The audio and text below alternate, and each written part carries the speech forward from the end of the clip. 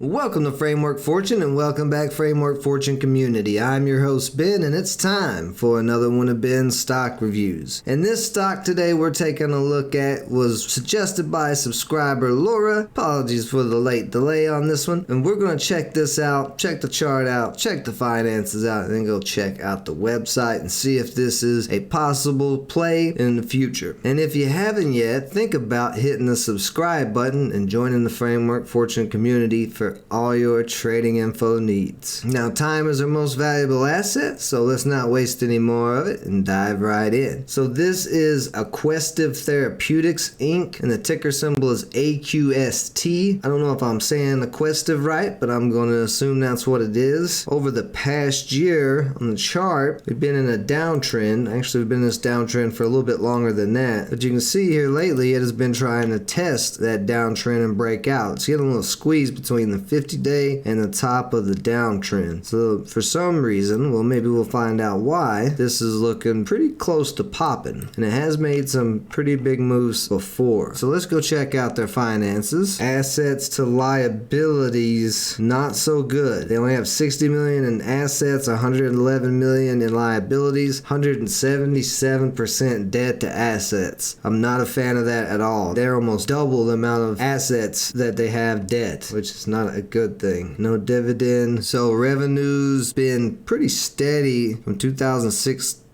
to 2020, but looks like they're going to have a light year this year, or they're going to maybe hit right on target, but there's not really any growth there. You can see total revenue, that's the gross profit. Total revenue is shrinking. Cost of goods are going down, so that doesn't make sense. What is going up? Operating expenses. So they are spending more money than they should be spending. That's not a good sign either. So one of their biggest liabilities I'm seeing here is long-term debt, 84 million. Not sure exactly what it is. Looks like it's some type of exclusive lease liabilities. So they're not investing in anything. They're just paying a lease, it sounds like. So they're in debt with no investments. Free cash flow, they were negative 60 million in 2019, negative 45 million. And now in 2021, looks like they're around 38 million. So I don't know. I'm not particularly liking what I'm seeing.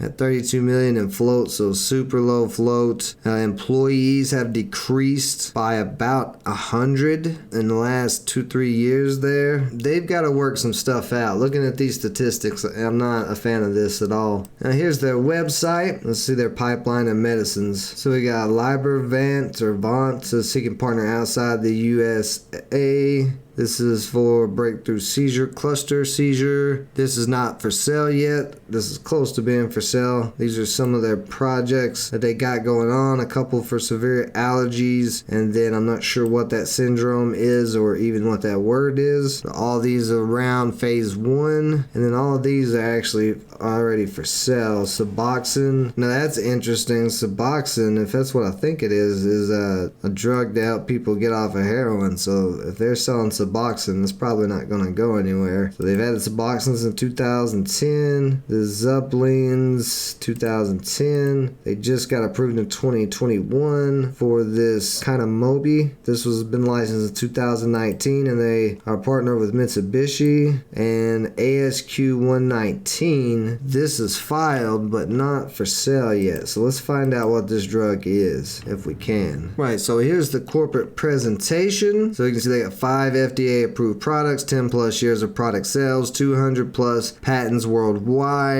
Looks like they have a few here they're trying to get out. One of those AQSTs is in phase 2 actually. Had 10 plus quarters of continuous growth in commercial sales, cash flow positive manufacturing business. I did not see that in the numbers. So that's a little sketchy. They're claiming that their numbers are not that great. So this is some type of little strip. See for this Simpazan, 700,000 prescriptions annually. That's a decent amount of money. So it looks like they got denied on their submission of this Libervant in 2019, and then they were able to get it approved. So now they're expecting to launch early 22. So we could see some headlines that make this pop, especially with this low flow. Let's see, total revenues approximately 48. I don't like the way that is. That's a dumb sentence. Total revenues of approximately 46 million to 48 million. Well, that's not really approximately, is it? If you if you got multiple numbers that it could be. You see a loss of approximately 39 million there. They have 34 million cash on hand. Debt reduced to 51 million. So maybe they're not at 80 million debt, because this was August 2021 and it's showing 51 million. They do have a shelf registration. They're not hiding that straight up about the shelf registration. So if this thing does pop, they can enact that shelf registration and drop the price of this. And that's it. I want to see some more earnings. I want to see what they're looking like in January. The financials don't look good, but they do have some products that are already on the market, some that have been selling for a decade. This company is more than likely not going anywhere. Maybe a bigger pharma company could pick them up, do a little reverse merger or buy them out, something like that. That's something that could happen, where there could be some money to be made here. And that FDA approval, it's a low float. We'll probably end up seeing this on our day trading scanners. As far as long term, pharma stocks aren't really my cup of tea. I'm not personally a big fan of big pharma in the first place. I would like to check back into it in the beginning of the first quarter to see how they start 2022 off. Now, in the short term, this daily chart could lead to a possible quick pop. I'm going to be looking for AQST to pop up on my scanners for that pop now that this week and probably next week. So, Laura, I appreciate the suggestion. It's a newer pharma company, but with them having products on the market, I think you're fine. Right now, it is at a decent price. If the market crashes like I'm expecting, if you could get this even cheaper, like down here at this $2, maybe that $1.50 area, that previous all-time low, that could be a potential play. But that's pretty much it for this stock review. Let me know your thoughts on AQST in the comments below. And if you have any stocks you would like me to check out, leave them there as well. Appreciate everybody joining me as always. Stay safe out there. Until next time.